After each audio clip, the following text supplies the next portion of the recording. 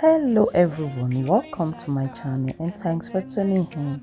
If it's your first time of coming across my channel, welcome to Lady J Daily Lifestyle. Thank you for tuning in. Guys, in today's video I'm going to be teaching you how to make ogbono and okra soup at home. So this is how I make my own ogbono and okra soup at home.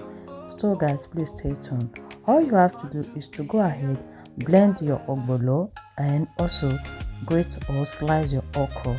Then you put a pot of red oil on the fire to melt the ogbono. Then after that, then you transfer the ogbono into your already cooked protein.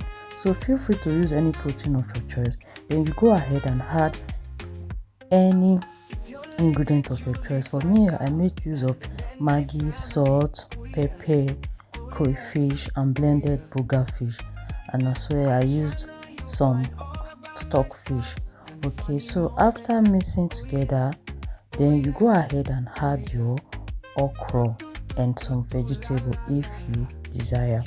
So guys, I have to mix it and leave it on a low heat to cook, and at the end guys, my soup is ready. I hope you love this recipe.